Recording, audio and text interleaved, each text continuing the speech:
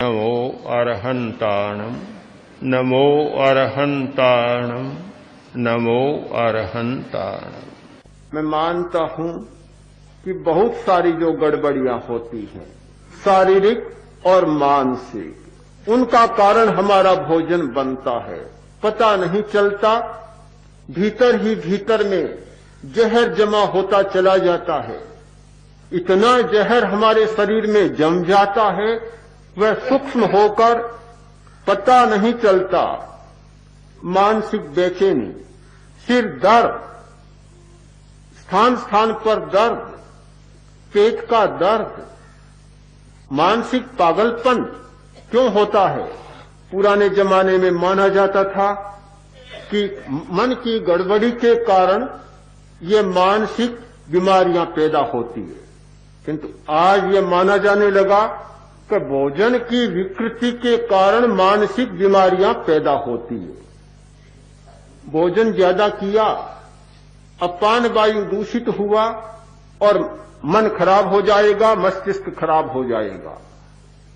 जिसका अपान शुद्ध नहीं है उसका प्राण शुद्ध नहीं हो सकता, और जिसका प्राण शुद्ध नहीं है उसका मस्तिष्क शुद्ध नहीं हो सकता। हम एक बात पर ध्यान दें, हमारे शरीर में सबसे ज्यादा मूल्यवान है हमारा मस्तिष्क, सबसे ज्यादा कीमती है हमारा मस्तिष्क। जिसका मस्तिष्क सुंदर होता है वह वास्तव में सुंदर होता है। जिसका मस्तिष्क विकृत होता है, रंग रूप और चमड़ी में बहुत सुंदर लगे पर कोड़ियों मूल्य का भी नहीं होता। मस्तिष्क को निर्मल रखने के लिए, मस्तिष्क को शक्तिशाली और सुंदर रखने के लिए भोजन पर ध्यान देना बहुत जरूरी है। हमारी ऊर्जा होती है उतनी ही होती है, हमारी शक्ति होती है उतनी ही होती है। उस ऊर्जा को, शक्ति को या तो पेट में खपा दो और या मस्तिष्क के लिए सुरक्षित रख लो। चुनाव करो। चुनाव का प्रश्न है कि हम क्या चाहते हैं, ऊर्जा को मस्तिष्क के लिए भेजना चाहते हैं या ऊर्जा को पेट में ही खपा देना चाहते हैं। पेट में खपाने वाला पेटू होगा और पागलपन की श्रेणी में जाने वाला होगा। जिस व्यक्ति ने अपनी शक्ति को, अपनी ऊर्जा को पेट में कम खपाया और मस्तिष्क के लिए सुरक्षित रखा, वह व्यक्ति दुनिया में कोई बड़ा काम कर सकेगा। इसलिए साधना, स्वास्थ्य और आहार तीनों का बहुत गहरा संबंध है, बहुत ज्यादा संबंध है। रोगी आदमी न ध्यान कर सकता, न अध्ययन कर सकता और न कोई अच्छा बड़ा काम कर सकता। निरंतर रोग रहता है, चिड़चिड़ा स्वभाव हो जाता है। ये क्रोध बहुत आता है, स्वभाव चिड़चिड़ा है, मिलनसार नहीं। उसके पीछे भी भोजन का कारण। भोजन से इस प्रकार के रसायन बनते हैं कि वे मनुष्य को क्रोधी बना देते हैं, चिड़चिड़ा बना देते हैं। एक बात को हम ठीक समझ लें, इस बात पर ध्यान दें कि स्वास्थ्य को ठीक रखना है, शारीरिक स्वास्थ्य और मानसिक स्वास्थ्य दोनों को ठीक रखना है, तो फिर हमें अपान पर सबसे ज्यादा ध्यान केंद्रित करना होगा। ये नाभि से लेकर और गुदा तक का स्थान है, छोटा सा स्थान। ये जिसका जितना निर्मल होगा उसकी आत्मा उतनी निर्मल, उसका स्वभाव उतना निर्मल, उसका चिंतन उतना ही निर्मल होगा। और ये स्थान जिसका दूषित है, फिर आशा मत करो कि वह कुछ होगा। हमारे चुनाव का प्रश्न है, हम चुनाव करें कि क्या चाहते हैं। कुछ करना चाहते हैं, साधना का विकास करना चाहते हैं, तो कोरा ध्यान करने से काम नहीं चलेगा। कोरा कायोत्सर्ग करने से काम नहीं चलेगा, शरीर प्रेक्षा, श्वास प्रेक्षा करने से काम नहीं चलेगा। ये तब हमारे सहायता करेंगे कि जब हम भोजन पर ध्यान केंद्रित करेंगे। जब भोजन पर ध्यान हमारा केंद्रित नहीं, ध्यान किया परिणाम नहीं आएगा, कायोत्सर्ग किया परिणाम नहीं आएगा। इधर कायोत्सर्ग किया, शरीर को संतुलित किया, रक्तचाप को संतुलित किया, तनाव को मिटाया और उधर ठूंस कर खाया, जितना मिटाया उससे ज्यादा फिर भर लिया, कोई अर्थ नहीं होगा। हम एक नई दिशा में प्रस्थान करें।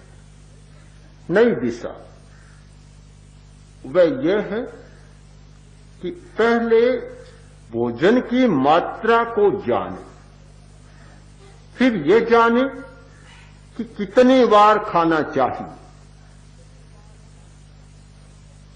सबसे अच्छा था 2 बार खाना, और कोई 2 बार में न रह सके तो 3 बार खाना, बस इससे ज्यादा संभव नहीं है। पहले ही चर्चा मैंने की थी, पुराना सिद्धांत है कि याम मध्य न भुंजीत, एक पहर में 2 बार नहीं खाना चाहिए। आज का सिद्धांत भी यह है, अभी दूध पिया तो दूध को पचने में 2-2.5 घंटा लगेगा, 3 घंटा लगेगा, तो फिर कुछ भी नहीं खाना चाहिए। लोग खाते हैं, दूध पीते हैं और थली में दूध पिए, साथ में मोगर और पापड़ न हो तो ऐसा लगता ही नहीं कि कोई नाश्ता हुआ। वह तो होना ही चाहिए। दूध है प्रोटीन, मोगर है, पापड़ है, अनुकूल नहीं है। दूध के साथ सिद्धांत है कि कुछ भी नहीं होना चाहिए। कोरा दूध, दलिया भी नहीं होना चाहिए।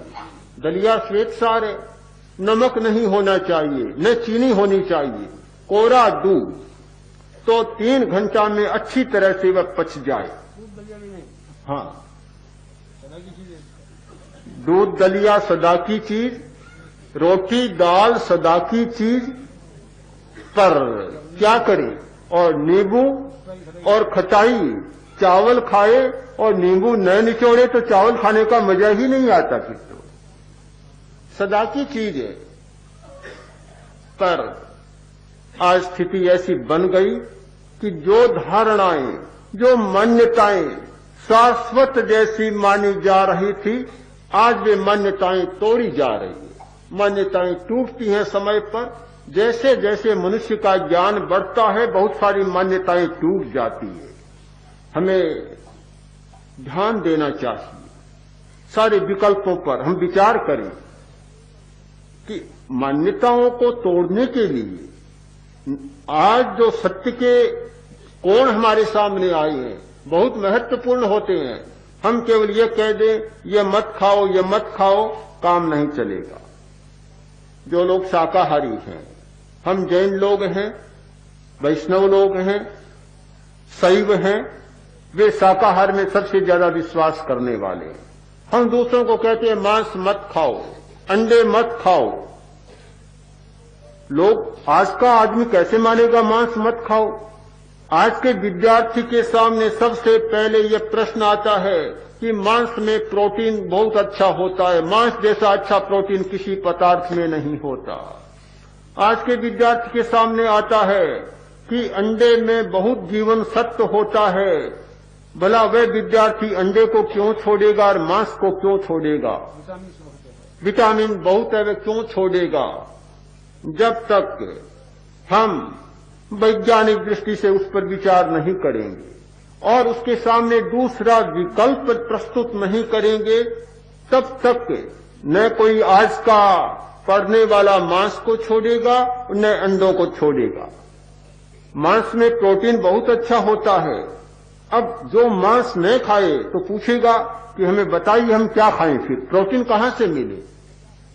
विकल्प पर हमें ध्यान देना होगा। मांस नहीं खाने वाला व्यक्ति सोयाबीन खाता है। सोयाबीन में जितना अच्छा प्रोटीन होता है, मांस में भी उतना अच्छा प्रोटीन नहीं। सोयाबीन का दूध भी होता है, सोयाबीन का आटा भी बनाया जा सकता है, रोटी में भी मिलाया जा सकता है, और बहुत अच्छा प्रोटीन होता है। सोयाबीन एक वनस्पति है। जाने दें, राजस्थान में सोयाबीन कहां से आएगा?